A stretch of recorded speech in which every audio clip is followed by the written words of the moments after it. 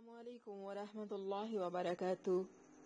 وَلَقَدْ يَسَّرْنَا الْقُرْآنَ لِلذِّكْرِ فَهَلْ مِن مُدَّكِرٍ، اور ہم نے اس قرآن کو نصیحت کے لیے آسان ذریعہ بنا دیا ہے، پھر کیا ہے کوئی نصیحت حاصل کرنے والا۔ نحمدہ ونصلی علی رسولہ الکریم، اما بعد فاعوذ باللہ من الشیطان الرجیم، بسم اللہ الرحمن الرحیم۔ رب اشرح لی صدری ویسر لی امری واحلل عقدۃ من لسانی یفقہوا قولی، رب یسر ولا تعسر وتمم بالخیر، اللہم انا نسألک علما نافعا ورزقا طیبا وعملا متقبلا، آمین۔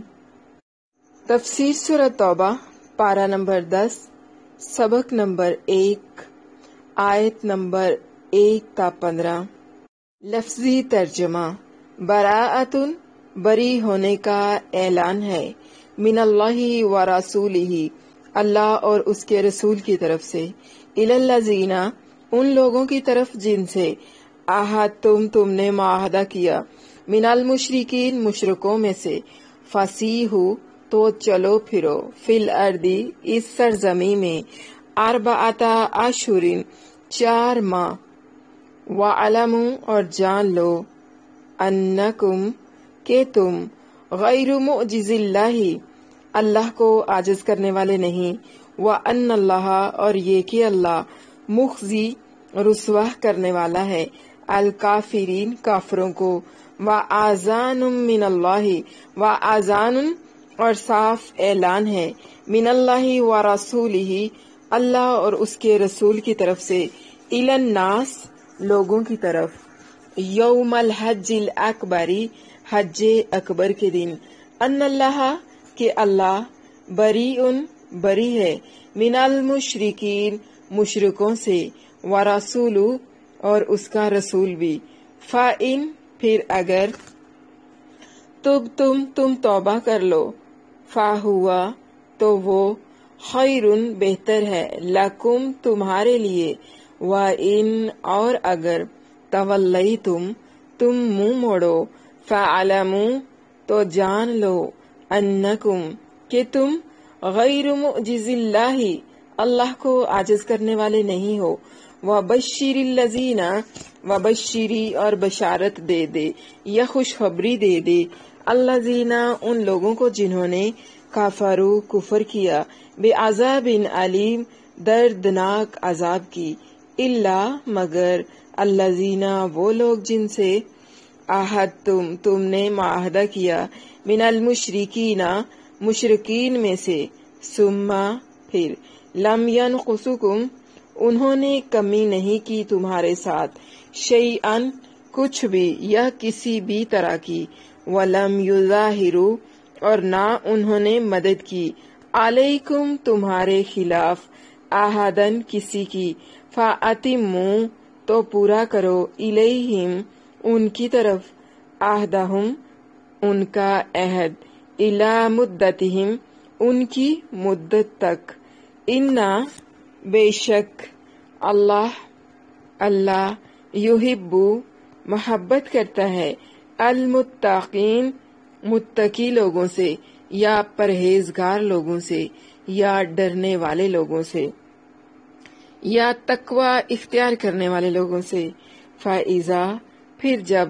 انسلخ، نکل جائیں، الاشہر، مہینے، الحرم، حرمت والے، فَاقْتُلُوا، تو قتل کرو، المشرکین، مشرکوں کو، حیث، جہاں کہیں، وجدتم، تم انہیں پاؤ، وخذوہم، اور انہیں پکڑو، واحصروہم، اور انہیں گھیرو، وقعدوا، اور بیٹھو، لہم، ان کے لیے، کل مرصد، ہر گھات کی جگہ، فَإِن، پھر اگر، تابوا، وہ توبہ کریں، فَأَقاموا، اور قائم کریں، الصلاۃ، نماز، وَآتُوا الزکوٰۃ، اور ادا کریں زکوٰۃ، فَخَلُّوا، تو چھوڑ دو، سبیلہم، ان کا راستہ، ان اللہ، بے شک اللہ، غفور، بے حد بخشنے والا، رحیم، بے حد رحم کرنے والا ہے، یا نہایت رحم کرنے والا ہے۔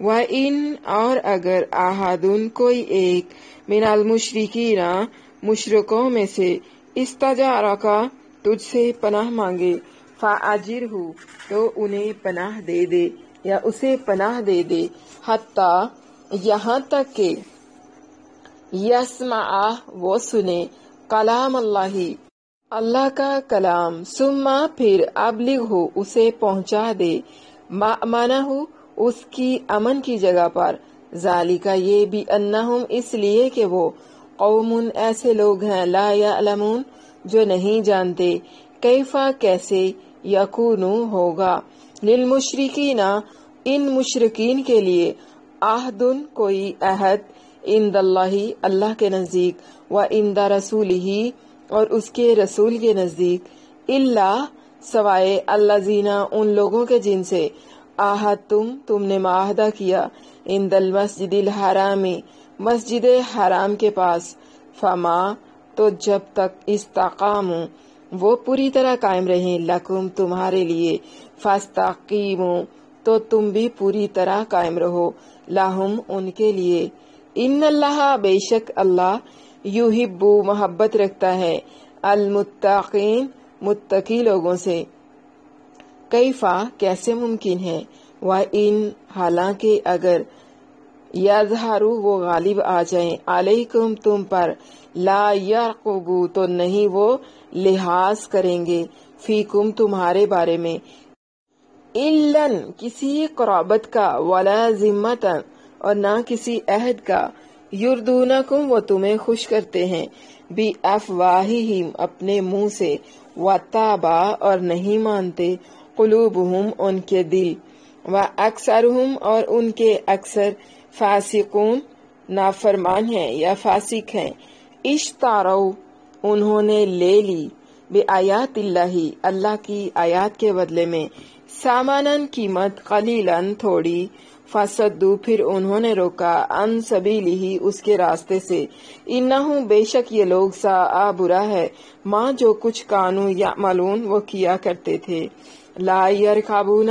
وہ لحاظ نہیں کرتے، فی مؤمن کسی مومن کے بارے میں، اِلَّن کسی قرابت کا، ولا ذمتًا اور نہ کسی عہد کا، وَأُولَئِکَ هُمُ الْمُعْتَدُونَ وَأُولَئِکَ اور وہی لوگ ہیں، هُمُ الْمُعْتَدُونَ وہی ہیں حد سے گزرنے والے، فَإِن پس اگر تابوا وہ توبہ کریں، وَأَقاموا اور قائم کریں، الصلاۃ نماز، وَآتوا الزکوٰۃ اور وہ ادا کریں زکوٰۃ، فَإِخْوَانُکُم تو وہ تمہارے بھائی ہیں، فی الدین دین میں، ونفصل اور ہم کھول کر بیان کرتے ہیں، الآیاتی آیات کو، لقوم ان لوگوں کے لیے جو یعلمون جانتے ہیں، وَإِنْ اور اگر ناقصوا وہ توڑ دیں، ایمانہم اپنی قسمیں، من بعد عہدہم اپنے عہد کے بعد، وَطَعَنُوا اور وہ طعن کریں، فی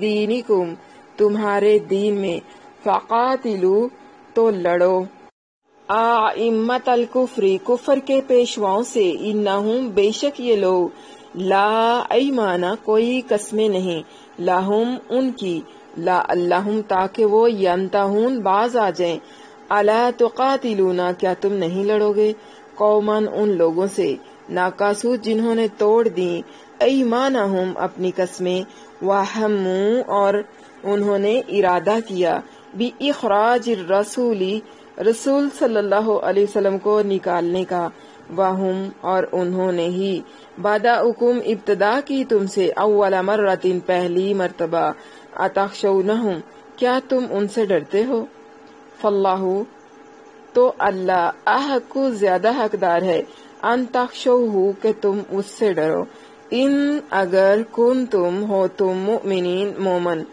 قاتلہم لڑو ان سے، یعذبہم عذاب دے گا انہیں اللہ بِأَیْدِکُم تمہارے ہاتھوں سے، وَیُخْزِیہم اور انہیں رسوا کرے گا، وَینصُرکم اور تمہاری مدد کرے گا، علیہم ان کے خلاف، وَیَشْفِی اور شفا دے گا، صدورا سینوں کو، قوم مؤمنین مومن لوگوں کے، وَيُذْهِبْ اور دور کرے گا غَيْظَ قُلُوبِهِمْ ان کے دلوں کا غصہ، وَيَتُوبُ اور مہربان ہو جاتا ہے اللہ عَلَى مَن يَشَاءُ جس پر وہ چاہتا ہے، واللہ اور اللہ علیم سب کچھ جاننے والا، حکیم کمال حکمت والا ہے۔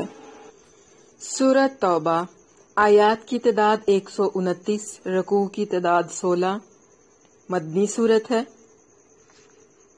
یہ پوری کی پوری سورت مدنی ہے جو فتح مکہ کے بعد 9 ہجری میں نازل ہوئی۔ چونکہ سورت توبہ اور انفال میں ذکر ہونے والے واقعات ایک دوسرے سے ملتے جلتے ہیں، اس لیے ان دونوں صورتوں کو ایک سورت کے حکم میں رکھا گیا ہے اور ان دونوں کے درمیان بسم اللہ الرحمن الرحیم نہیں لکھی گئی، اور یہ سبع طوال یعنی 7 قرآن کی لمبی صورتوں میں سے 7ویں صورت ہے، جن کے متعلق رسول اللہ صلی اللہ علیہ وسلم نے فرمایا، من اخذ السبع الاول من القرآن فہو حبر، جس نے قرآن مجید کی یہ پہلی 7 صورتیں حاصل کر لی وہ بہت بڑا عالم دین بن گیا۔ یہ مسند احمد کی حدیث ہے، حدیث کا نمبر ہے 24585، راویہ ہیں اس کی حضرت عائشہ رضی اللہ عنہا، اور اس کے متعدد نام ہیں جن میں سے ایک توبہ اور دوسرا برات ہے۔ توبہ اس اعتبار سے کہ اس میں ایک مقام پر بعض اہل ایمان کی توبہ قبول کرنے کا ذکر ہے، اور برات اس لحاظ سے کہ اس سورت کے شروع میں مشرکین سے برات کا اعلان کیا گیا ہے۔ اس کے علاوہ اس کو سورت الفاتحہ یعنی منافقوں کو رسوا کرنے والی سورت بھی کہتے ہیں۔ اس سورت کے شروع میں بسم اللہ الرحمن الرحیم نہیں لکھی جاتی۔ مفسرین نے ان کے کئی وجوہات بیان کی ہیں، مثلا یہ کہ اس میں مشرکین سے قطع تعلق اور مسلمان نہ ہونے کی صورت میں ان کے قتل کا حکم ہے، اور اہل کتاب کے مسلمان نہ ہونے پر جزیہ نہ دینے کی صورت میں ان سے مسلسل لڑتے رہنے کا حکم ہے۔ یعنی اسی طرح کے اور بھی بہت سارے متعدد اقوال ہیں، مگر سب سے معقول اور سیدھی ٹو دی پوائنٹ بات وہ یہ ہے کہ اللہ کے نبی صلی اللہ علیہ وسلم نے لکھوائی نہیں تھی، اس لیے صحابہ کرام رضی اللہ عنہم نے اس سورت کے شروع میں بسم اللہ لکھی نہیں تھی، اور جب لکھی نہیں تھی تو ہم پڑھیں گے نہیں، کیوں، کب، کیسے، ان سوالات میں ہم نہیں پڑھیں گے۔ اس سورت کے اندر 3 صحابہ کرام رضی اللہ عنہم کی توبہ کا ذکر ہے۔ اس کا بیشتر حصہ 9 ہجری میں نازل ہوا۔ اس میں غزوہ تبوک کا ذکر ہے۔ اس میں خاص طور پر منافقین کا حال کھول کر رکھ دیا تھا۔ اس صورت سے غیر مسلم آیات کے معنی بدل کر فتنے نکالتے تھے۔ اس صورت کے شروع میں چونکہ بسم اللہ نہیں ہے تو اس لیے ہم اس صورت کو شروع کرنے سے پہلے تعوذ ضرور پڑھیں گے، کیونکہ قرآن پڑھنے سے پہلے ہمیں اعوذ باللہ پڑھنے کا حکم دیا گیا ہے۔ فَإِذَا قُرِئَ الْقُرْآنُ فَاسْتَعِذْ بِاللَّهِ کہ جب تم قرآن پڑھنے لگو تو اللہ سے پناہ پکڑ لیا کرو، یعنی اعوذ باللہ پڑھ لیا کرو۔ اس لیے اس سورت کے شروع میں بسم اللہ نہیں ہے تو ہم بسم اللہ پڑھنے کی بجائے جب ہم سورت کو شروع کریں گے تو ہم اعوذ باللہ پڑھیں گے۔ بسم اللہ بھی قرآن پاک کا حصہ ہے، جہاں جہاں آئی ہے اسے وہاں وہاں ہی پڑھیں گے۔ اس سے عاجزی اور اطاعت کا اظہار ہوتا ہے کہ اللہ تعالیٰ نے ہمیں جس طرح سے حکم دیا ہے ہم وہی حکم کریں گے، ہم اسی حکم کو مانیں گے، اسی کی اطاعت کریں گے۔ اس سے پہلے کہ ہم آیات کی تفسیر کی طرف چلے، سورت واقعہ کے جو اہم مضامین ہیں ان کو نوٹ کر لیجئے۔ نمبر 1، بنی اسماعیل یعنی مشرکین عرب کے خلاف جہاد کا حکم۔ نمبر 2، بنی اسرائیل یعنی اہل کتاب یہود و نصارہ کے خلاف جہاد کا حکم۔ نمبر 3، ترغیب جہاد، کیسر روم اور اس کے باج گزاروں کے خلاف جہاد کا حکم، ترک جہاد پر استبدال کی دھمکی۔ نمبر 4، منافقین کے خلاف جہاد کا حکم، اور نمبر 5، محمد صلی اللہ علیہ وسلم کی خیر خواہی کی قدر کرنے کا حکم۔ اور اس صورت کا جو مرکزی مضمون ہے وہ ہے فلسفہ جہاد، یعنی کہ جہاد کے آداب، ترغیب جہاد، احکام، صالحہ و جنگ اور فضائل جہاد کی وضاحت۔ اس میں غزوہ تبوک کے لیے سفر ہوا تھا، یعنی رجب 9 ہجری میں۔ آیت 113 مکے میں 10 نبوی میں ابو طالب کے بارے میں نازل ہوئی، جس میں مشرکین کے لیے دعائے مغفرت کرنے سے منع کر دیا گیا تھا۔ اعوذ باللہ من الشیطان الرجیم، براۃ من اللہ ورسولہ الی الذین عاہدتم من المشرکین، اللہ اور اس کے رسول کی جانب سے ان مشرکوں کی طرف بری ذمہ ہونے کا اعلان ہے جن سے تم نے معاہدہ کیا تھا۔ براۃ من اللہ ورسولہ، اللہ تعالیٰ نے اس آیت میں تمام معاہدوں کی تنسیخ کا اعلان فرمایا جو مسلمانوں نے مشرکوں کے ساتھ کیے تھے۔ منسوخ کرنے کی وجہ کیا تھی؟ منسوخ کرنے کی وجہ یہ تھی کہ مشرکین ان عہد ناموں کو بار بار توڑ دیتے تھے اور ان کی شرائط کو پورا نہیں کرتے تھے، خصوصاً جب آپ صلی اللہ علیہ وسلم فتح مکہ کے بعد تبوک گئے تو کفار نے سمجھا کہ مسلمان رومیوں کی طاقت کے مقابلے میں فنا ہو جائیں گے، اس لیے انہوں نے رسول اللہ صلی اللہ علیہ وسلم اور مسلمانوں سے کیے ہوئے کسی عہد کا لحاظ نہ رکھا، نہ باہمی کسی رشتہ داری کا لحاظ رکھا۔ فرمایا لا یرقبون فی مؤمن الا ولا ذمہ، سورۃ توبہ آیت نمبر 10۔ یہ لوگ کسی مومن کے بارے میں نہ کسی قرابت کا لحاظ کرتے ہیں اور نہ کسی عہد کا، اور فرمایا الا تقاتلون قوما نقضوا ایمانہم، اسی صورت کی آیت نمبر 13 کے اندر بیان فرمایا ہے، کیا تم ان لوگوں سے نہیں لڑو گے جنہوں نے اپنی قسمیں توڑ دی؟ مگر اللہ تعالیٰ کا خاص کرم دیکھیے کہ ان مشرکین کو اچانک حملہ کر کے برباد کر دینے کی بجائے پہلے تمام عہد منسوخ کرنے کا اعلان دنیا کے سب سے بڑے مجمع میں کیا گیا۔ 9 ہجری میں حضرت ابوبکر صدیق رضی اللہ عنہ کی زیر امارت حج کے دن 10 ذوالحجہ یوم نہر کو میدان مینا میں دنیا بھر سے آئے ہوئے لوگوں کی موجودگی میں اعلان ہوا اور کئی آدمی مقرر کیے گئے جنہوں نے اس مجمع کے ہر مقام پر پہنچ کر بلند آواز کے ساتھ یہ اعلان کیا۔ اس سال رسول اللہ صلی اللہ علیہ وسلم کے خود حج پر نہ جانے کی وجہ یہ تھی کہ اس اعلان کے بعد ہی مکہ میں مشرکوں کا داخلہ بند ہوا اور ان کی بے حیائی کی رسمیں ختم ہوئیں، یعنی 2 ٹوک انداز میں بات کی گئی ہے۔ فاسحوا فی الارض 4 اشہر واعلموا انکم غیر معجز اللہ وان اللہ مخزی الکافرین، تو اس سرزمین میں 4 ماہ چلو پھرو اور جان لو کہ بے شک تم اللہ کو عاجز کرنے والے نہیں، اور یہ کہ یقیناً اللہ کافروں کو رسوا کرنے والا ہے۔ فاسحوا فی الارض 4 اشہر، فاسحوا کا مطلب ہے رہنا، یعنی رہ لو، سیاحت کا لفظ اسی سے ہے، یا چلو پھرو۔ اللہ کے نبی صلی اللہ علیہ وسلم 13 سال مکہ میں اسلام کی تبلیغ کرتے رہے، پھر مکہ سے ہجرت کر کے مدینہ چلے گئے، وہاں 6 سال رہے۔ پھر اللہ کے نبی صلی اللہ علیہ وسلم کو خواب آیا کہ عمرہ کر رہے ہیں۔ آپ صلی اللہ علیہ وسلم نے 6 ہجری میں عمرہ کا ارادہ کیا اور صحابہ کرام رضی اللہ عنہم کے ہمراہ مکہ کی طرف روانہ ہوئے۔ مکہ والوں نے حدیبیہ کے مقام پر روک لیا اور عمرہ نہ کرنے دیا۔ وہاں صلح حدیبیہ کے نام سے ایک معاہدہ ہوا کہ مشرکین مکہ اور مسلمان 10 سال تک آپس میں کوئی جنگ نہیں کریں گے اور نہ ہی کسی دوسرے کی جنگ میں ایک دوسرے کے خلاف مدد کریں گے۔ 2 سال بعد مشرکین مکہ نے اپنا وعدہ توڑ دیا اور ایک اور قبیلے کا جنگ میں ساتھ دیا۔ پھر 7 ہجری میں عمرہ ادا کیا۔ پھر 10 ہجری میں اللہ کے نبی صلی اللہ علیہ وسلم صحابہ کرام کے ہمراہ فتح مکہ کے لیے تشریف لائے۔ مشرکین مکہ نے خانہ کعبہ کو بتوں سے بھرا ہوا تھا اور وہ ننگے طواف کرتے تھے، اور بھی بہت ساری بدعات ان لوگوں کے اندر موجود تھی۔ اللہ کے نبی صلی اللہ علیہ وسلم اس وقت تو خاموش رہے، اپنا کام کرتے رہے، تبلیغ کرتے رہے۔ فتح مکہ کے بعد بتوں کو توڑا، خانہ کعبہ کو صاف کیا، ارد گرد کی تمام عبادت گاہیں، تمام درگاہیں ختم کر ڈالی، پھر واپس مدینہ چلے گئے۔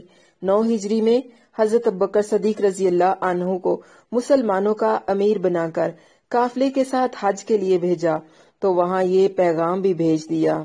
یہ پیغام حضرت علی کے ہاتھ بھیجا تاکہ قریش والے یہ نہ کہہ دیں کہ قریشی کے ہاتھ پیغام نہیں بھیجا گیا۔ اللہ کے نبی صلی اللہ علیہ وسلم نے حضرت ابوبکر صدیق رضی اللہ عنہ کو اپنا امیر بنا کر بھیجا تھا اپنی زندگی میں۔ یہ واقعہ 9 ہجری کا ہے۔ آپ صلی اللہ علیہ وسلم نے حضرت ابوبکر صدیق رضی اللہ عنہ کو امیر حج مقرر کر کے بھیجا تھا اور سیدنا علی رضی اللہ عنہ کو 30 یا 40 آیتیں قرآن کی اس صورت کی دے کر بھیجا کہ آپ 4 ماہ کی مدت تک اس کا اعلان کرتے رہیں۔ آپ نے ان کے ڈیروں میں، گھروں میں، منزلوں میں، جگہ جگہ جا جا کر جہاں جہاں تک بھی ممکن تھا یہ آیتیں انہیں پڑھ پڑھ کر سنائی، اور ساتھ ہی اللہ کے نبی صلی اللہ علیہ وسلم کا حکم بھی سنایا کہ اس سال کے بعد کوئی مشرک حج کے لیے نہیں آئے گا اور کوئی شخص ننگا بیت اللہ کا طواف بھی نہیں کرے گا۔ یعنی مشرکین کو اللہ اور اس کے رسول صلی اللہ علیہ وسلم کی طرف سے 4 ماہ کی مہلت دی گئی، جس کی ابتدا 10 ذوالحجہ یوم نہر سے ہوئی، کیونکہ اس دن یہ اعلان کیا گیا اور 10 ربیع الثانی کو یہ مدت ختم ہو گئی۔ اس مہلت کا مقصد یہ تھا کہ وہ اتنی مدت میں اپنے بارے میں خوب سوچ سمجھ لیں، پھر یا تو وہ مسلمان ہو جائیں یا سرزمین عرب سے کسی بھی ملک میں جا کر اپنا ٹھکانہ بنا لیں۔ اگر وہ اس کے بعد بھی باقی رہیں تو انہیں پکڑ کر، گھیر کر، گھات لگا کر جیسے بھی ممکن ہو انہیں قتل کر دیا جائے۔ یہ 4 ماہ کی مدت ان لوگوں کے لیے تھی جن سے معاہدے کی مدت 4 ماہ سے کم باقی تھی، یا معاہدہ تو زیادہ مدت کا تھا مگر انہوں نے اس کے خلاف ورزی کی تھی، یا مدت کا تعین کیے بغیر معاہدہ تھا۔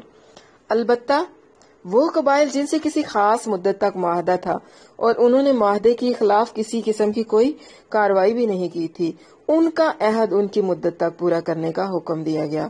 فرمایا فَأَتِمُّوا إِلَيْهِمْ عَهْدَهُمْ إِلَى مُدَّتِهِمْ، اسی سورت کی آیت نمبر 4۔ تو ان کے ساتھ ان کا عہد ان کی مدت تک پورا کرو۔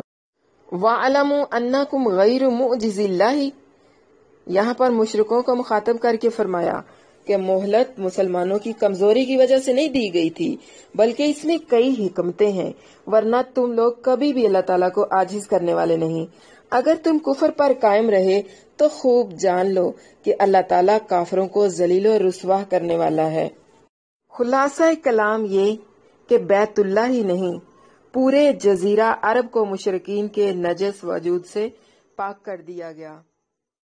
وَأَذَانٌ مِّنَ اللَّهِ وَرَسُولِهِ إِلَى النَّاسِ يَوْمَ الْحَجِّ الْأَكْبَرِ أَنَّ اللَّهَ بَرِيءٌ مِّنَ الْمُشْرِكِينَ وَرَسُولُهُ فَإِن تُبْتُمْ فَهُوَ خَيْرٌ لَّكُمْ وَإِن تَوَلَّيْتُمْ فَاعْلَمُوا أَنَّكُمْ غَيْرُ مُعْجِزِي اللَّهِ وَبَشِّرِ الَّذِينَ كَفَرُوا بِعَذَابٍ أَلِيمٍ۔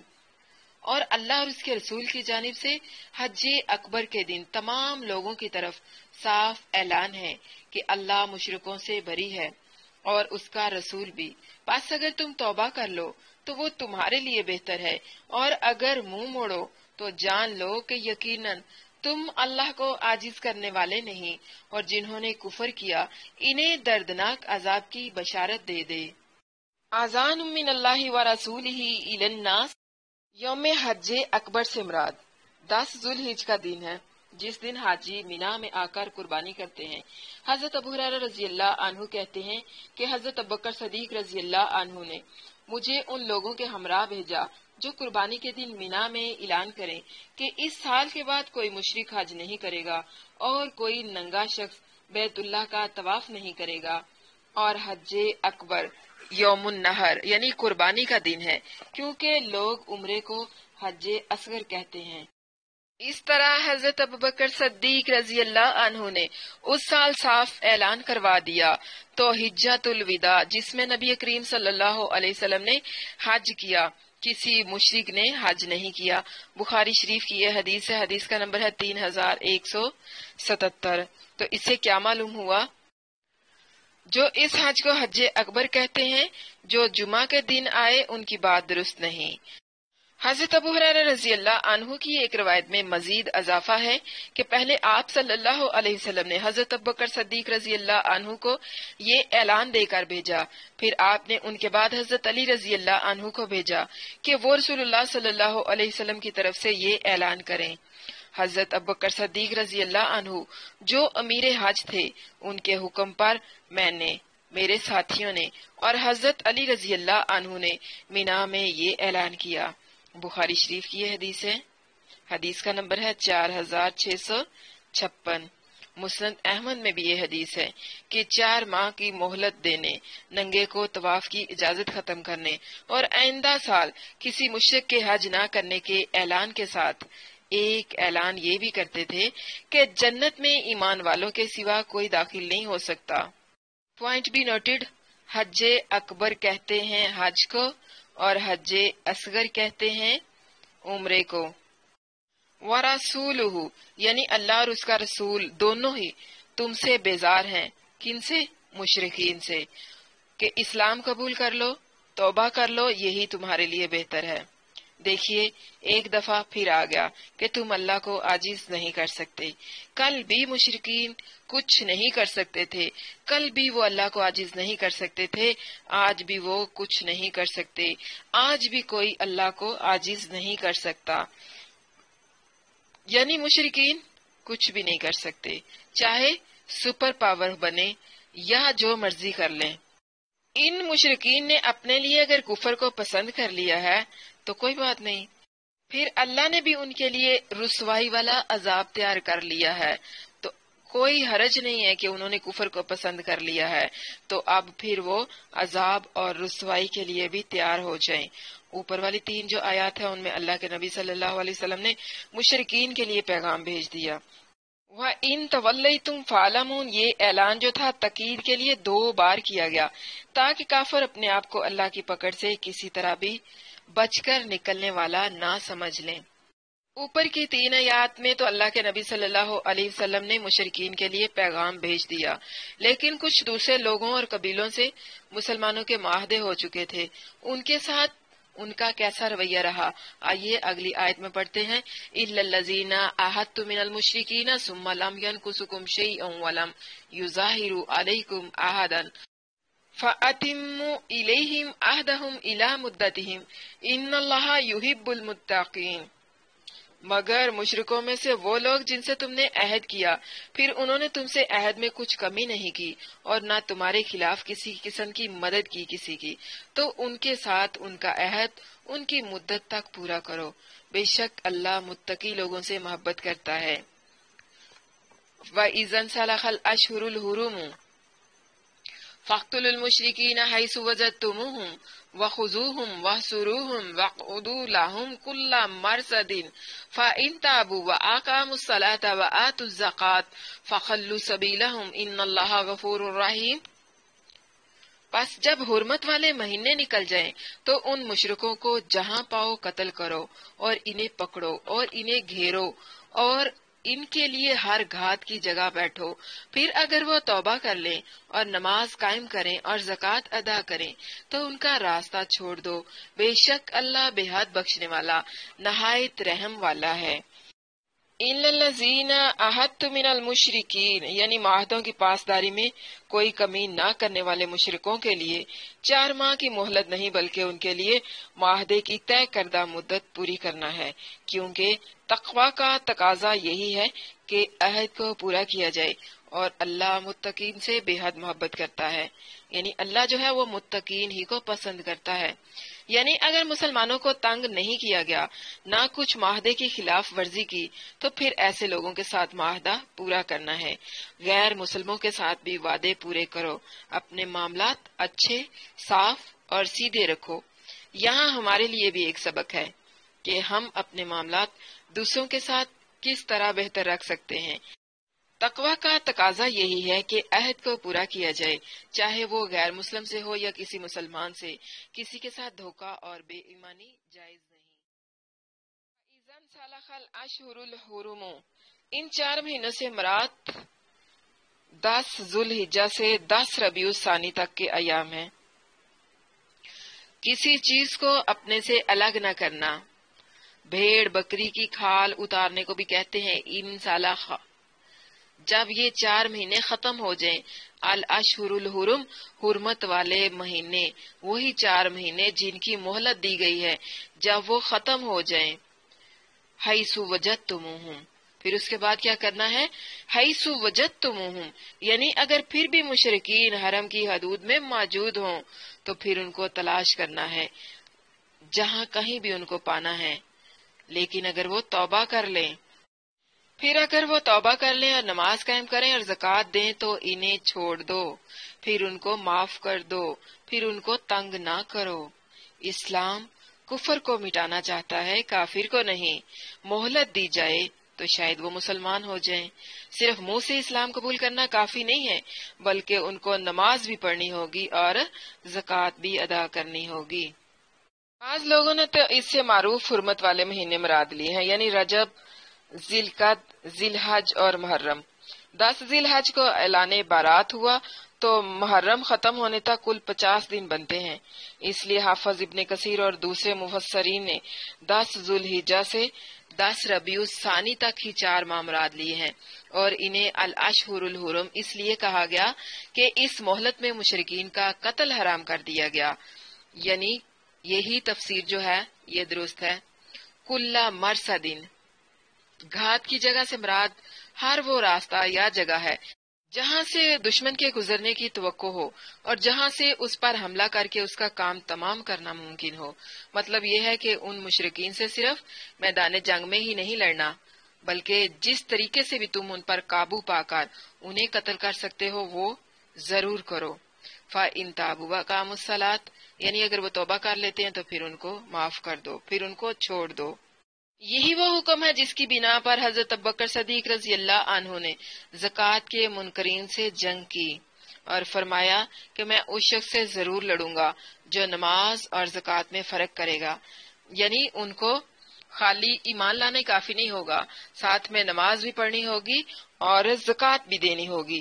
اسی حکم کی وجہ سے حضرت ابوبکر صدیق رضی اللہ عنہ نے فرمایا کہ میں اس شخص سے ضرور لڑوں گا جو نماز اور زکوٰۃ میں فرق کرے گا، اور حضرت عبداللہ بن عمر رضی اللہ عنہما فرماتے ہیں کہ رسول اللہ صلی اللہ علیہ وسلم نے فرمایا مجھے حکم دیا گیا ہے کہ میں لوگوں سے لڑائی کروں یہاں تک کہ وہ لا الہ الا اللہ اور محمد الرسول اللہ صلی اللہ علیہ وسلم کی گواہی دیں، اس کے بعد نماز قائم کریں اور پھر زکوٰۃ ادا کریں۔ پھر جب وہ یہ 3 کام کر لیں تو انہوں نے اپنے خون اور اپنے مال مجھ سے محفوظ کر لیے مگر اسلام کے حق کے ساتھ، اور ان کا حساب تو اللہ پر ہے۔ بخاری شریف کی یہ حدیث ہے، حدیث کا نمبر ہے 25۔ یاد رہے کہ رسول اللہ صلی اللہ علیہ وسلم کی رسالت کی شہادت میں آپ کے تمام احکام کی فرما برداری کا اقرار آ جاتا ہے۔ اگر ان میں سے کسی ایک حکم کا بھی انکار کریں جو سب کو عام معلوم ہے کہ وہ اللہ اور اس کے رسول کا حکم ہے تو مرتد ٹھہرے گا، اور اگر کسی حکم کا انکار تو نہیں کرے گا مگر عمل نہ کر سکے تو گناہگار مسلمان ہوگا، کافر نہیں ہوگا۔ البتہ مسلمان ہونے کی ظاہری نشانیاں وہ ہیں جو اوپر ذکر کی گئی ہیں، ان کا صرف اقرار کرنا یا دل میں ماننا کافی نہیں بلکہ ان پر عمل کرنا خون اور مال کی حفاظت کا ضامن ٹھہرایا گیا ہے۔ ویسے بھی کافر اور مسلمان کے درمیان فرق کرنے والی جو چیز ہے وہ نماز ہے۔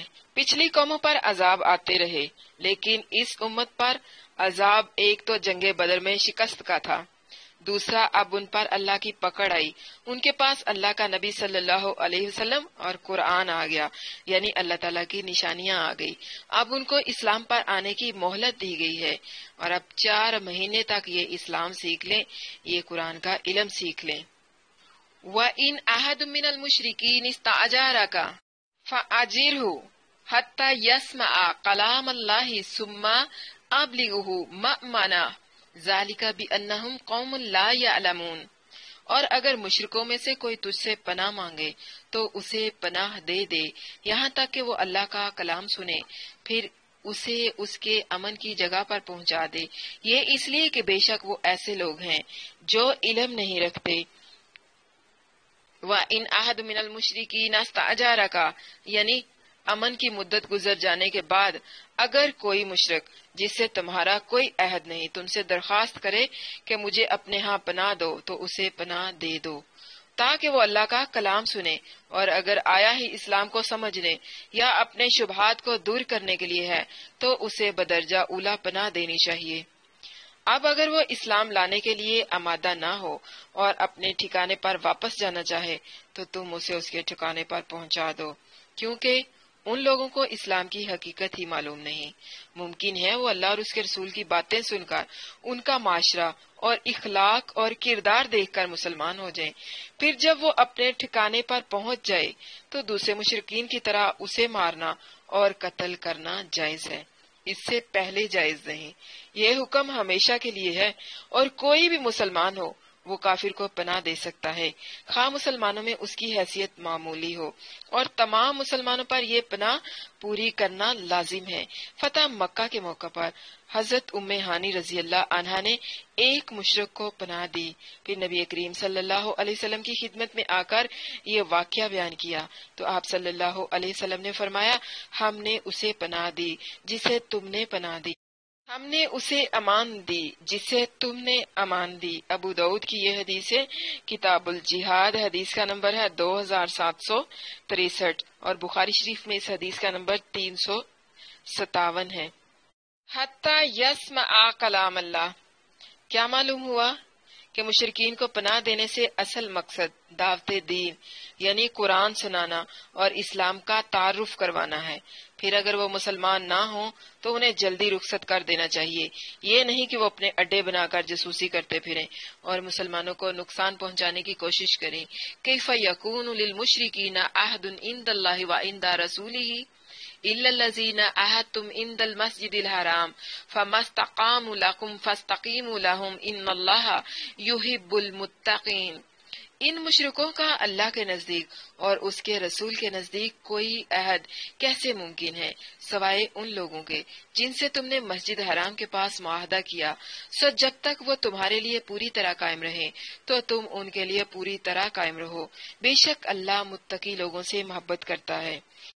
کیف یکون للمشرکین عہد، یعنی وہ لوگ جو ہیں مشرکی جنہوں نے اپنے خالق کی توحید کا عہد ہی پورا نہیں کیا، ان کی طرف سے کوئی عہد پورا ہونا بھلا کیسے ممکن ہو سکتا ہے؟ ان کی تو عادت ہے، وہ تو عہد کو توڑ دیتے ہیں، یعنی وہ جب بھی عہد کرتے ہیں عہد توڑ دیتے ہیں۔ یہ مشرکین کی صفت ہے کہ وہ اپنے عہد کو پورا نہیں کرتے۔ یہاں سے اگلے 2 رکوع تک آیات صلح حدیبیہ اور فتح مکہ کے درمیانی عرصے میں نازل ہوئی۔ یہ صلح 10 سال کے لیے ہوئی تھی۔ ماہ ذی الحج سن 6 ہجری سے نبی کریم صلی اللہ علیہ وسلم نے اس معاہدے کو نبھایا، یہاں تک کہ قریشیوں کی طرف سے معاہدہ توڑا گیا۔ اس آیت میں مشرکین سے اعلان برات کیا گیا ہے کیونکہ انہوں نے معاہدے توڑے تھے۔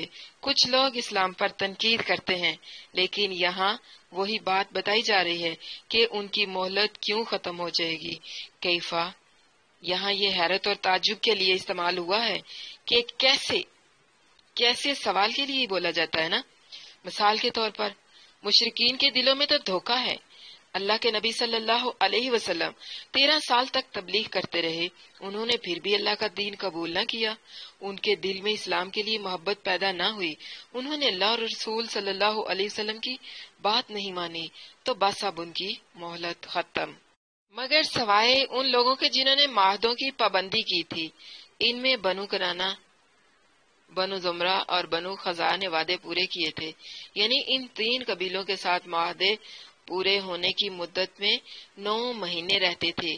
تو کہاں گیا کہ وعدہ پورا کرو، یعنی جس طرح کا کوئی سلوک کرے ویسے ہی ان کے ساتھ رہو۔ عدلے کا بدلہ، ٹٹ فار ٹیٹ، انسانوں کے ساتھ ویسے ہی رویے رکھو جس کے وہ حقدار ہیں، جس طرح وہ پیش آتے ہیں، لیکن اللہ تعالیٰ تقوی والوں سے محبت کرتا ہے۔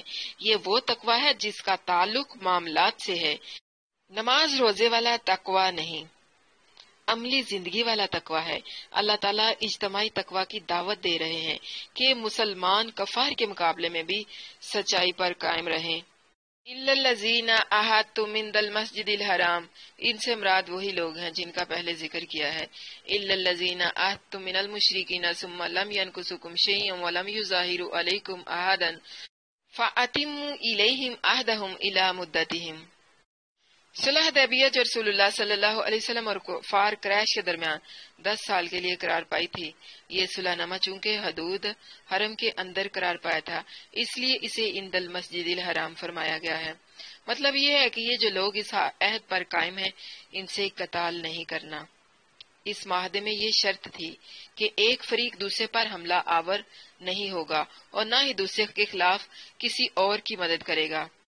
اس معاہدے میں بنو خزاعہ مسلمانوں کے ساتھ شامل تھے اور بنو بکر قریش کے حلیف تھے، مگر کچھ عرصہ بعد بنو بکر اور بنو خزاعہ کے درمیان لڑائی چھڑ گئی اور مشرکین نے معاہدے کی خلاف ورزی کرتے ہوئے بنو خزاعہ کے خلاف بنو بکر کی مدد کی۔ اس لیے رسول اللہ صلی اللہ علیہ وسلم نے رمضان 8 ہجری کو مکہ پر حملہ کر کے اسے فتح کر لیا۔ پوائنٹ بی نوٹڈ، صلح والے 3 قسم کے لوگ فرمائے ہیں اس آیت کے اندر۔ ایک جن سے مدت نہیں ٹھہری، ان کو جواب دیا کہ تم کو 4 ماہ کی مہلت دی جاتی ہے، مگر جو مکے کی صلح میں شامل تھے تو جب تک وہ دغا نہ کریں، یہ ادب ہے مکہ کا۔ اور تیسرے وہ جن سے مدت ٹھہری، وہ صلح قائم رہی، لیکن آخر سب مشرک عرب کے ایمان لائے، استقاموا پوری طرح قائم رہیں۔ ان اللہ یحب المتقین، اور عہد کا پورا کرنا بھی متقی ہونے کے لیے ضروری شرط ہے۔ اس میں صرف عہد وہی نہیں ہے جو تم آپس میں کرتے ہو، اس میں ہر قسم کا عہد ہے، چاہے بین الاقوامی معاہدوں کی پابندی ہو، چاہے آپسی معاملات کی۔ جب تک فریق ثانی معاہدوں کے خلاف ورزی نہ کرے اس وقت تک وعدے کو پورا کرنا ہے۔ جب معاہدہ ختم کرے تو پھر اعلانیہ ختم کریں۔ جب تک انسان کے اندر تقوی ہوگا، اللہ اور اس کے رسول صلی اللہ علیہ وسلم کے حکم کو وہ اپنے تمام حکموں تمام خواہشات سے آگے رکھتا ہوگا، اس کے سامنے کوئی ذاتی مفاد نہیں ہوتا۔ وَكَيْفَ وَأَن يَظْهَرُوا عَلَيْكُمْ لَا يَرْقُبُوا فِيكُمْ إِلًّا وَلَا ذِمَّةً يُرْضُونَكُمْ بِأَفْوَاهِهِمْ وَتَأْبَى قُلُوبُهُمْ وَأَكْثَرُهُمْ فَاسِقُونَ۔ کیسے ممکن ہے جبکہ وہ اگر تم پر غالب آ جائیں تو تمہارے بارے میں نہ کسی قرابت کا لحاظ کریں گے اور نہ کسی عہد کا، تمہیں اپنے منہوں سے خوش کرتے ہیں اور ان کے دل نہیں مانتے اور ان کے اکثر نافرمان ہیں۔ کیف ان یظہروا علیکم لا یرقبوا، مشرکین سے برات کی وجہ بیان کرتے ہوئے فرمایا کہ ان کے معاہدوں کا کوئی اعتبار نہیں۔ یہ لوگ زبان سے دوستی اور وفاداری کی میٹھی میٹھی پیاری پیاری سی باتیں کرتے ہیں اور دل میں ان کے کفر ہے۔ وہ موقع کی تاک میں رہتے ہیں کہ جب بھی انہیں موقع مل جائے تو معاہدے کو پسے پشت ڈال کر مسلمانوں کو کچا چبا ڈالیں۔ العلن اس کے معنی ہے عہد، حلف، قرابت، سبھی میں آ جاتا ہے یہ لفظ، اور یہاں سے آگے ذمتن، اس کے الگ ہونے کی وجہ قرابت مراد ہے۔ یہاں کیفا اللہ نے نفی کے لیے ہے کہ ایسا نہیں ہو سکتا، مطلب کہ ایسا کیسے ہو سکتا ہے، یعنی اب تو ان کے ساتھ معاملات ختم ہیں، اب اعلان برات ہے، اب ان کو چھوڑنا پڑے گا کیونکہ مشرکین دل کے کھوٹے ہوتے ہیں، یعنی اب تو ان کے ساتھ معاملات جو ہے ان کو ختم کرنا ہے۔ یظہروا کے معنی ہے کسی کی مدد کرنا۔ الا ولا ذمہ، اس میں قرابت اور سیاسی، یعنی سیاسی معاہدے بھی مراد ہے، معاشرتی روابط اور خاندانی قرابت داری بھی۔ بھی افواہہم، یعنی منہ سے تو بڑی خوبصورت باتیں کرتے ہیں، بڑی اچھی اچھی باتیں کرتے ہیں، لیکن دل کے کھوٹے ہیں، دلوں میں منافقت ہے۔ وتابا، یعنی سختی سے انکار کر دیتے ہیں۔ کچھ مفسرین کہتے ہیں کہ پہلا کیفا مشرکین کے لیے ہے اور دوسرا کیفا یہود کے لیے۔ خیر جو بھی ہو، وہ غلط کام کرتے ہیں، وہ فاسق ہیں۔ اشتروا بآیات اللہ ثمنا قلیلا فصدوا عن سبیلہ انہم ساء ما کانوا یعملون، انہوں نے اللہ کی آیات کے بدلے میں تھوڑی سی قیمت لے لی، پھر انہوں نے اس کے راستے سے روکا، بے شک یہ لوگ جو کچھ کرتے ہیں برا ہے، یعنی برا ہے جو یہ لوگ کر رہے ہیں، ان کے مال بہت ہی برے ہیں، یہ تو مومنوں کو نقصان پہنچانے کے در پہ ہیں، انہیں رشتہ داری کا بھی کوئی خیال نہیں، انہیں اپنے معاہدے کا بھی کوئی پاس نہیں، یہ تو حد سے تجاوز کر گئے ہیں۔ یعنی اشتروا بآیات اللہ ثمنا قلیلا، یعنی یہ وہ لوگ ہیں جنہوں نے دنیا کی چند روزہ زندگی کے مفاد کی خاطر اللہ تعالیٰ کے احکام کو رد کر دیا، پھر اسی پر اکتفا نہیں کیا کہ خود اسلام نہیں لائے بلکہ دوسروں کو بھی اسلام کی راہ اختیار کرنے سے روکتے رہے۔ لا یرقبون فی مؤمن الا ولا ذمۃ واولئک هم المعتدون، یعنی یہ تو کسی بھی قسم کا کوئی لحاظ نہیں رکھتے، یہ تو کسی رشتہ داری کا بھی خیال نہیں کرتے، کسی بھی چیز کا ان کے دلوں میں ذرا سا بھی احساس نہیں ہے، یہ تو حد سے نکلے ہوئے لوگ ہیں۔ بات یہاں پر پھر وہی دہرائی گئی ہے کہ یہ کسی کا لحاظ نہیں کرتے۔ یہ ساری کی ساری صفات کن کی تھی؟ یہود کی۔ اللہ کی آیات کو یہ بدل دیتے تھے، جہاں بھی موقع ملتا فتوے بدل دیتے تھے۔ یہ کردار آج بھی نظر آتے ہیں۔ مسلمان جتنی مرضی کوشش کریں، کافر اور مشرکین یہود و نصارہ مسلمانوں کے ساتھ کبھی مخلص نہیں ہو سکتے۔ لا یرقبون فی مؤمن الا ولا ذمہ، ان کی مذمت کی تاکید کے لیے دوبارہ ان کے برے فعل کا یہاں پر ذکر کیا گیا ہے۔ یہ یہود و نصارہ اللہ کی بجائے دنیا کے مفاد کو ترجیح دیتے تھے، اگرچہ اللہ کے احکام کو رد کر کے دنیا کے مفاد کو ترجیح دینا مشرکین اور یہود سب کا ہی وتیرا ہے۔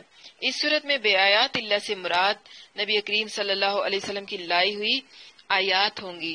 یہ یہود و نصارہ منافق اور دل کے کھوٹے ہیں، کبھی مسلمانوں کے ساتھ مخلص نہیں ہو سکتے۔ مسلمان جتنی چاہے ان کے ساتھ محبتیں کر لیں، ہمدردیاں کر لیں، خلوص کے ساتھ پیش آئیں، وہ کبھی بھی مسلمانوں کے ساتھ ہمدرد نہیں ہو سکتے، مسلمانوں کے کبھی دوست نہیں ہو سکتے۔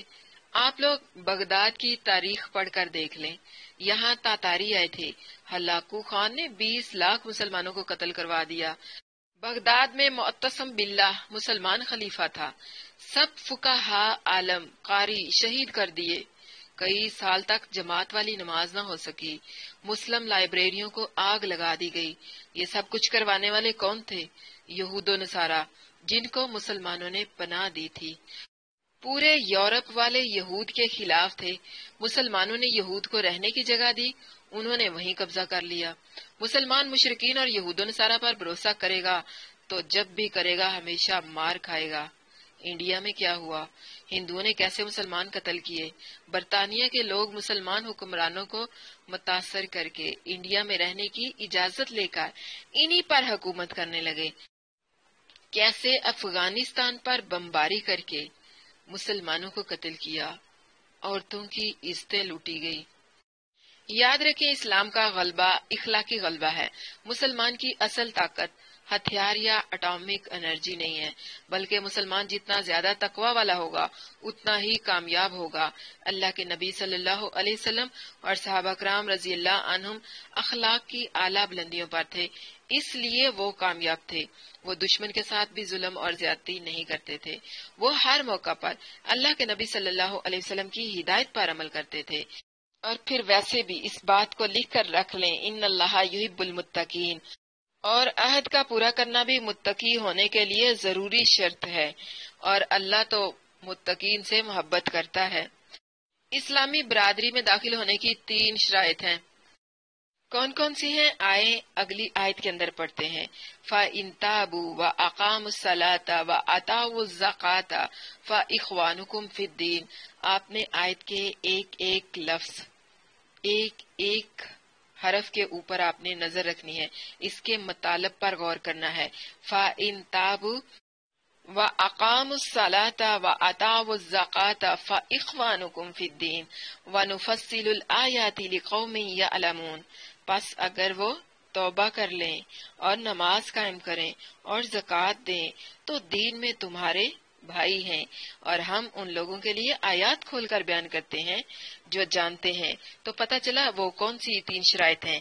فَإِن تَابُوا وَأَقَامُوا الصَّلَاةَ وَآتَاوُا الزَّكَاةَ، یعنی اگر توبہ کر لیں، نماز قائم کریں اور زکوٰۃ ادا کریں۔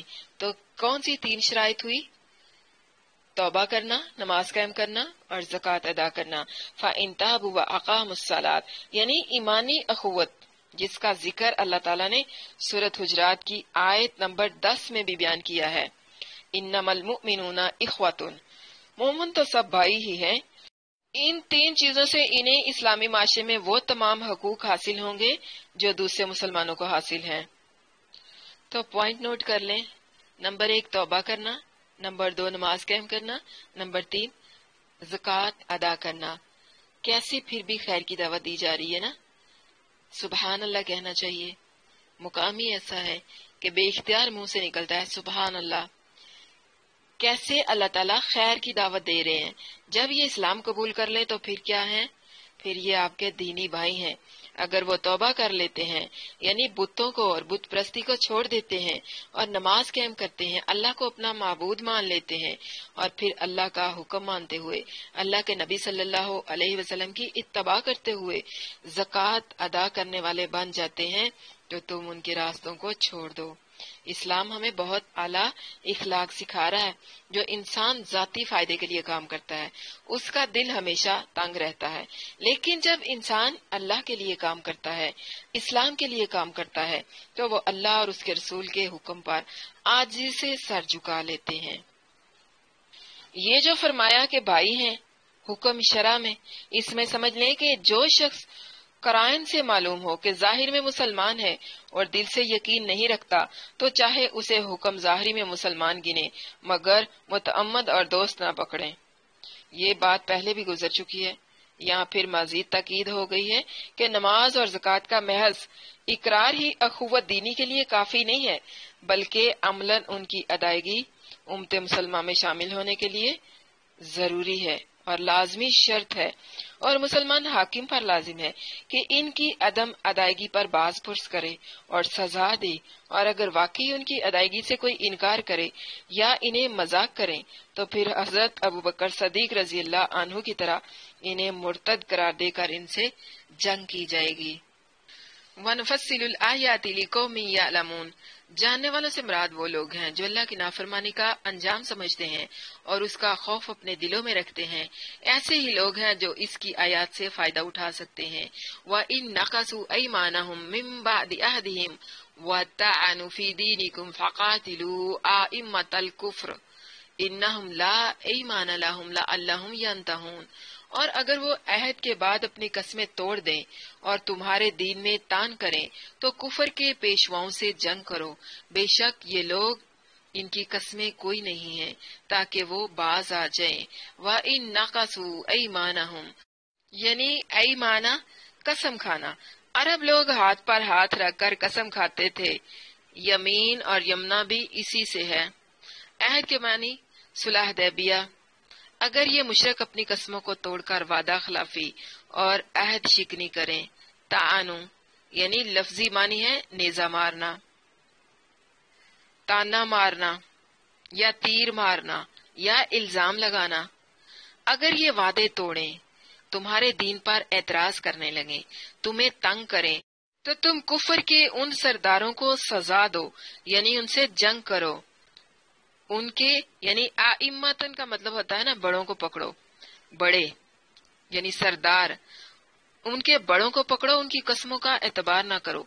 ये वादे की पासदारी नहीं करते। अल्लाह के नबी सल्लल्लाहु अलैहि वसल्लम से फरमाया जा रहा है यहाँ पर कि आप भी सुलह हुदैबिया के मुआहदे को खत्म कर दें। व इन्ना का सु ईमान हूँ, यानी अगर ये अपने अहद अपने मुआहदे को तोड़ते हैं तो तुम भी अपने मुआहदे को तोड़ दो और उनको किसी भी किस्म का मौका दिए बगैर उनसे जंग करो, ताकि तुम्हारी तलवारों की काट से वो अपने करतूतों से बाज आ जाएं। तो इससे क्या मालूम हुआ? पता चला कि दीन इस्लाम पर तान करने वाला और रसूलुल्लाह सल्लल्लाहु अलैहि वसल्लम की आहानत करने वाला वाजिबुल कत्ल है। रसूलुल्लाह सल्लल्लाहु अलैहि वसल्लम ने अगरचे तमाम कफार से जंग की, मगर दीन में तान करने वाले, इस्लाम और मुसलमानों की तौहीन और आप सल्लल्लाहु अलैहि वसल्लम की तौहीन करने वालों के कत्ल का खास एहतमाम फरमाया। काब बिन अशरफ यहूदी और अबू राफे यहूदी वगैरह को फदाई हमलों के जरिए से कत्ल करवाने के वाकयात उसकी वाज़े दलील हैं, वाज़े मिसालें हैं। फतह मक्का के मौका पर बद जबानों का खून रायगा करार देना भी इसकी मिसाल है। कफार की तरफ से अहद तोड़ने के बाद अगर उनसे जंग ना की जाए तो ये मुसलमानों की तरफ से बेहद कमजोरी का इजहार और इंतहा दर्जे की जिल्लत और انتہا درجے کی بے غیرتی ہوگی۔ اس لیے رسول اللہ صلی اللہ علیہ وسلم عہد توڑنے والوں سے درگزر نہیں فرماتے تھے، بلکہ فوراً انہیں ان کے انجام تک پہنچاتے تھے۔ بنو قریظہ اور اہل مکہ کے عہد توڑنے پر رسول اللہ صلی اللہ علیہ وسلم کی کارروائی اس کی روشن مثال ہے، مگر انتہائی افسوس کے ساتھ کہنا پڑ رہا ہے کہ آج کے مسلمان کفار کے اپنے تمام معاہدے توڑنے کے باوجود مسلمان حکام ان سے خوفزدہ اور خاموش ہیں۔ انا للہ و انا الیہ راجعون۔ مسلمانوں کی یہ شان نہیں ہے کہ وہ کفر سے خوفزدہ ہوں۔ انہم لا ایمان لہم، اللہ تعالیٰ نے کفار کے کسی عہد و پیمان کے معتبر نہ ہونے کا جو ذکر فرمایا یہ واقعی حقیقت ہے، جس کا ثبوت نصرانیوں نے اندلس سے مسلمانوں کا نام و نشان مٹا دیا، اور وہ سلوک بھی جو تتاریوں نے مسلمانوں خصوصاً بغداد کے مسلمانوں کے ساتھ 656 ہجری میں کیا، اور جو کچھ ہندوؤں نے پاکستان آنے والے مسلمانوں کے ساتھ کیا اور اب تک کشمیر اور بھارت کے مسلمانوں سے کر رہے ہیں، اور جو کچھ روس اور دوسری کمیونسٹ ریاستوں نے اسلام اور مسلمانوں کا نام و نشان مٹانے کے لیے کیا، اور اب امریکہ، یورپ اور پورا عالم کفر جس طرح عراق، افغانستان اور پاکستان کے مسلمانوں کے ساتھ جھوٹے الزام گھڑ کر رہا ہے، وہ تمام عہد جو اقوام متحدہ کے ذریعے سے کیے گئے تھے پسے پشت ڈال کر اسلام اور مسلمانوں کو برباد کر رہا ہے، یہ سب کفار کے کسی عہد کے عہد نہ ہونے کی واضح مثالیں ہیں۔ الا تقاتلون قوما نقصوا ایمانهم وهموا باخراج الرسول وهم بدؤكم اول مرة اتخشونهم فالله احق ان تخشوه ان كنتم مؤمنين۔ کیا تم ان لوگوں سے نہیں لڑو گے جنہوں نے اپنی قسمیں توڑ دی اور رسول صلی اللہ علیہ وسلم کو نکالنے کا ارادہ کیا، اور انہوں نے ہی پہلی بار تم سے ابتدا کی؟ کیا تم ان سے ڈرتے ہو تو اللہ تعالی حقدار ہے کہ اس سے ڈرو اگر تم مومن ہو۔ الا تقاتلون قوما نقصوا ایمانهم، اللہ تعالیٰ نے مسلمانوں کو نہایت ہی بلیغ طریقے سے کفار کے خلاف جنگ پر ابھارا ہے اور انہیں جوش اور غیرت دلائی ہے کہ جن لوگوں کی یہ جرم ہے کہ تم ان کے خلاف بھی نہیں لڑو گے، پھر ان کے 3 جرم بیان فرما دیے۔ پہلا یہ کہ انہوں نے اپنے عہد توڑ ڈالے، اور وہ قسمیں بھی جو عہد پختہ کرنے کے لیے کھائی تھی، یعنی صلح حدیبیہ ہو جانے کے بعد بھی وہ بنو خزاعہ کے خلاف جو مسلمانوں کے حلیف تھے بنو بکر کی پیٹھ ٹھونکتے اور اسلحہ وغیرہ سے ان کی مدد کرتے رہے، حالانکہ ان کا ایسا کرنا صلح کے معاہدے کے خلاف ورزی تھی۔ دوسرا یہ کہ جب رسول اللہ صلی اللہ علیہ وسلم مکہ میں تھے تو وہ آپ کے خلاف منصوبے سوچتے رہتے، جیسا کہ سورۃ انفال کی آیت نمبر 30 میں بھی گزر چکا ہے کہ قتل، قید اور کم از کم یہ کہ آپ کو مکہ سے نکال دیں۔ یہ الگ بات ہے کہ وہ اپنے کسی بھی ارادے میں کامیاب نہیں ہو سکے، اور آپ صلی اللہ علیہ وسلم نے خود اللہ کے حکم سے ہجرت کی۔ اور تیسرا یہ کہ پہلی بار لڑنے کی ابتدا انہوں نے کی بدر کے موقع پر، جب ان کا تجارتی قافلہ بچ گیا تھا تو انہیں وہاں سے واپس جانا چاہیے تھا، لیکن انہوں نے واپس جانے کے بجائے خام خواہ کی جنگ چھیڑ دی۔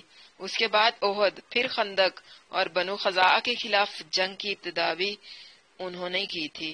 ان تینوں میں سے ہر جرم ہی ان سے لڑنے کے لیے کافی ہے۔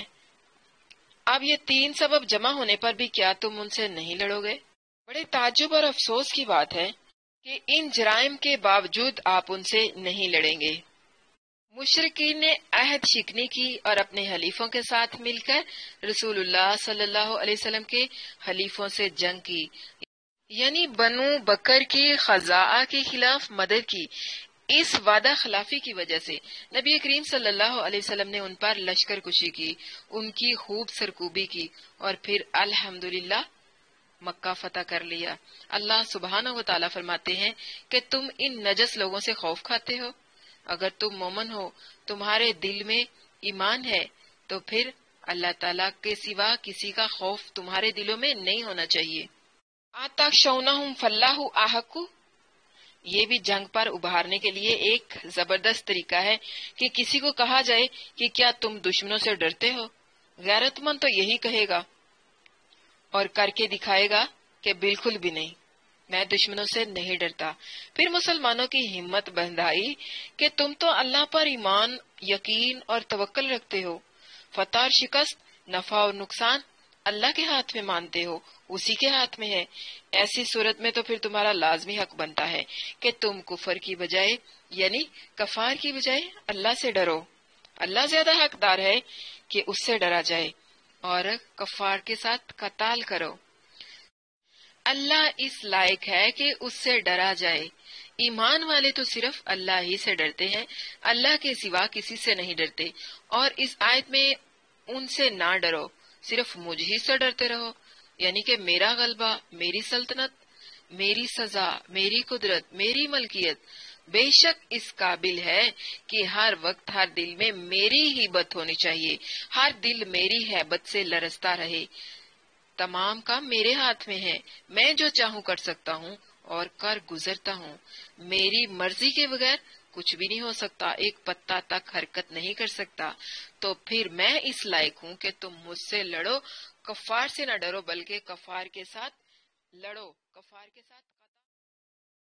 مسلمانوں پر جہاد کی فرضیت کا راز بیان ہو رہا ہے کہ اللہ قادر تھا، جو عذاب چاہتا ان پر بھیج دیتا، لیکن اس کی منشا کیا تھی؟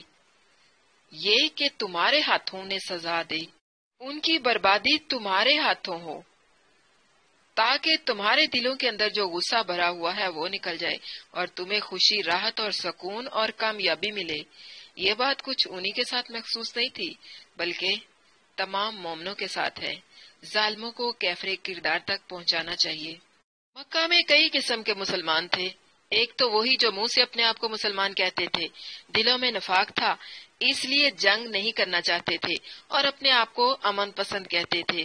دوسرے نمبر پر وہ تھے جن کے دلوں میں رہبانیت والا دین اسلام تھا، یہ نئے مسلمان ہوئے تھے، انہوں نے کوئی قربانی نہیں دی تھی، یہ سمجھتے تھے کہ دین صرف پیار، محبت اور ہمدردی کا نام ہے، اس وجہ سے یہ اسلام میں پورے داخل نہیں تھے ہوئے۔ تیسرا وہ گروہ تھا جو سچے اور مخلص مسلمان تھے، انہوں نے دین کے لیے قربانیاں دی تھی، لیکن ان کے رشتہ دار، خاندان والے اور گھر بار والے مکہ میں تھے۔ ان کو ڈر تھا کہ اگر مکہ والوں سے جنگ ہوئی تو مشرکین ان کے بچوں اور خاندان والوں کو نقصان پہنچائیں گے۔ تو یہ کچھ گروہ مکہ والوں سے جنگ نہیں کرنا چاہتے تھے، ان کے کچھ نہ کچھ مفاد اس سے وابستہ تھے جن کی وجہ سے وہ جنگ نہیں کرنا چاہتے تھے۔ اللہ تعالیٰ نے ان سب سے خطاب کیا ہے اور بتایا ہے کہ ہر رکنے والا ایک درجے کا نہیں ہوتا، ہر گروہ میں ہر ایک کا ایمان مختلف درجے کا ہوتا ہے۔ قاتلوہم یعذبہم اللہ بایدیکم ویہزیہم وینصرکم علیہم ویشفی صدور قوم مؤمنین۔ ان سے لڑو، اللہ تمہارے ہاتھوں انہیں عذاب دے گا اور انہیں رسوا کرے گا اور ان کے خلاف تمہاری مدد کرے گا اور مومن لوگوں کے سینوں کو شفا دے گا۔ وَيُذْهِبْ غَيْظَ قُلُوبِهِمْ وَيَتُوبُ اللَّهُ عَلَىٰ مَن يَشَاءُ وَاللَّهُ عَلِيمٌ حَكِيمٌ۔ اور ان کے دلوں کا غصہ دور کرے گا، اور اللہ توبہ کی توفیق دیتا ہے جسے چاہتا ہے، اور اللہ سب کچھ جاننے والا، کمال حکمت والا ہے۔ پس سچے وہ ہیں جو جہاد میں آگے بڑھ کر حصہ لیں اور ظاہر باطن میں اللہ تعالیٰ اور رسول اللہ صلی اللہ علیہ وسلم کی خیر خواہی اور حمایت کریں۔ ایمان والوں کے سینے ٹھنڈے کیسے ہوں گے؟ قاتلہم یعذبہم اللہ بایدیکم۔ ان دو آیتوں میں اللہ تعالیٰ نے عہد توڑنے والے کفار سے لڑنے کی صورت میں مسلمانوں کے ساتھ 5 وعدے کیے ہیں جو سب کے سب پورے فرمائے۔ پہلا یہ کہ یعذبہم اللہ بایدیکم، یعنی پہلی قوموں پر اللہ تعالیٰ کی طرف سے قدرتی آفات کے ذریعے سے عذاب آتا تھا، اب تم ان سے لڑو، اللہ تمہارے ہاتھوں انہیں عذاب دے گا جو کفار کے قتل، زخمی، قید ہونے اور ان سے مال غنیمت کے حصول کی صورت میں ہوگا۔ دوسرا یہ کہ یخزیہم، انہیں رسوا کرے گا، ان کی فوجی قوتوں کا گھمنڈ توڑ کر، ان کی حکومت کی عزت خاک میں ملا کر انہیں ذلیل اور رسوا کرے گا۔ اور تیسرا یہ کہ وَيَنْصُرُكُمْ عَلَيْهِمْ، ان کے خلاف جہاد میں تمہاری مدد کرے گا اور تمہیں غلبہ عطا کرے گا۔ ایسا کرنے سے تمہارے دلوں کا جو غصہ ہے وہ بھی نکل جائے گا، یعنی تمہارے دلوں کی جو بڑاس ہے وہ بھی نکل جائے گی۔ وَيَشْفِي صُدُورَ قَوْمٍ مُؤْمِنِينَ، تمہارے ان سے لڑنے اور غلبہ پانے سے ان مومنوں کے سینوں کو بھی شفا ملے گی جو ان کفار کے ہاتھوں ظلم و ستم سہتے رہے۔ ان سے مراد کون ہے؟ وہ مسلمان جو مکہ اور دوسری جگہوں میں کفار کی تکلیفوں کا نشانہ بنے۔ بعض نے فرمایا کہ ان سے مراد بنو خزاعہ ہے، جنہیں بنو بکر اور قریش نے بعد عہدی کر کے سخت نقصان پہنچایا، اور واقعی یہ لوگ بھی کفار کے زخم خوردہ لوگوں میں شامل تھے۔ اور پانچواں یہ کہ یذہب غیظ قلوبہم، ان کے دلوں کے غصے کو دور کر دے گا۔ تو اس طرح سے مسلمانوں کے سینے ٹھنڈے ہو جائیں گے، ان کا غیظ و غصہ نکل جائے گا۔ شفائے صدور سے مراد ان ظالموں کا قتل اور ان کی رسوائی ہے، اور دلوں کا غصہ دور کرنے سے مراد مسلمانوں کو محکومی کی بے وسی میں جو غصہ کفار پر آتا تھا مگر کچھ نہیں کر سکتے تھے، اب فتح اور غلبہ کی صورت میں اس غصے کو دور کرنا ہے۔ اور ویسے بھی شفائے قلوب کے بعد بھی ظلم و ستم کے جو اثار غصے کی صورت میں باقی رہتے ہیں وہ تو ایک الگ حیثیت رکھتے ہیں۔ اس کے علاوہ دنیا بھر کے مسلمانوں پر ظلم و ستم کے واقعات سن کر دل میں غصہ تو آتا ہی ہے، جیسے اب بھارت اور کشمیر، فلسطین، فلپائن، برما، اسائی، اور آپ دیکھیے بروت، لبنان، اور یہاں پر جو انہوں نے اب پھر سے کشمیر کے اندر جو ان کو قید کیا ہوا ہے، حبس بیجا میں رکھا ہوا ہے، مقاتے کیا ہوا ہے ان کا، یہ سب کیا ہے؟ یہ سب ظلم ہی تو ہے۔ اور مسلمانوں پر ظلم و ستم ہوتے دیکھ کر دلوں کو غصہ آتا ہے، بہت تکلیف بھی ہوتی ہے۔ کفار پر فتح یاب ہونے سے اس غصے کا مداوع بھی ہو جاتا ہے۔ وَيَتُوبُ اللَّهُ عَلَىٰ مَن يَشَاءُ، اس سے پہلے 5 الفاظ يُعَذِّبُهُمْ، يُخْزِيهِمْ، يَنصُرُكُمْ عَلَيْهِمْ، يَشْفِي صَدُورَ قَوْمٍ مُؤْمِنِينَ اور يُذْهِبُ غَيْظَ قُلُوبِهِمْ فعل مضارع مجزوم تھے کیونکہ وہ قاتلوہم امر کا جواب تھے کہ لڑنے کے نتیجے میں اللہ تعالیٰ تمہیں یہ 5 انعام عطا فرمائے گا۔ اب وَيَتُوبُ اللَّهُ مجزوم نہیں بلکہ مرفوع ہے، معلوم ہوا یہاں سے نئی بات شروع ہو رہی ہے، اس لیے ترجمہ کیا گیا ہے، اور اللہ توبہ کی توفیق دیتا ہے من یشاء، جسے چاہتا ہے۔ یہاں اس جملے کے لانے کا مقصد کیا ہے؟ یہاں اس جملے کو لانے کا مقصد یہ ہے کہ تمہارے جہاد کی صورت میں جب بڑے بڑے سرکشوں کی گردنیں خم ہوں گی تو وہ اسلام کی حقانیت پر غور کریں گے، اور یہ عام مشاہدہ ہے کہ لوگ غالب قوم کے دین اور ان کی تہذیب کو قبول کرتے ہیں۔ اس کے نتیجے میں اللہ تعالیٰ بہت سارے لوگوں کو توبہ کی توفیق بھی دے دیتا ہے، جیسا کہ فتح مکہ کے بعد اکرمہ بن ابی جہل، ابو سفیان، سہیل بن عمرو اور ان کے علاوہ فوج در فوج لوگ اسلام میں داخل ہوئے، مگر اس کو قاتلوہم کا جواب دینے کی بجائے الگ اس لیے ذکر کیا گیا ہے کہ توبہ کی توفیق صرف کفار سے لڑائی ہی پر موقوف نہیں، بلکہ اسلام اتنا واضح، روشن، مدلل اور صاف ستھرا فطرت کے مطابق دین ہے کہ بعض لوگ لڑائی کے بغیر بھی اللہ کی توفیق سے اسے سینے سے لگا لیتے ہیں، اور اس میں اتنی کشش، اتنا حسن ہے کہ اسے مٹانے کی کوشش کرنے والے لوگ اور مسلمانوں پر فتح یاب ہو جانے والے کفار بھی اللہ کی توفیق سے اسے قبول کر لیتے ہیں۔ اس وقت دنیا میں ہر جگہ مسلمان اگرچہ مغلوب ہیں، مگر اسلام تمام دینوں سے زیادہ یورپ، امریکہ اور دنیا بھر کے ممالک میں پھیل رہا ہے۔ تاتاریوں نے بھی بغداد فنا کرنے کے بعد آخر اسی اسلام کی آغوش میں پناہ لی، اور اسلام کو مٹانے والے ہی صدیوں تک اس کے محافظ بنے رہے۔ ہے ایاں یورش تاتار کے افسانے سے، پاسباں مل گئے کعبے کو صنم خانے سے۔ وہ گزشتہ، موجودہ اور آئندہ کی ہر بات جانتا ہے، اور اپنی کمال حکمت کے مطابق جسے چاہتا ہے توبہ کی توفیق سے نوازتا ہے۔ کیوں؟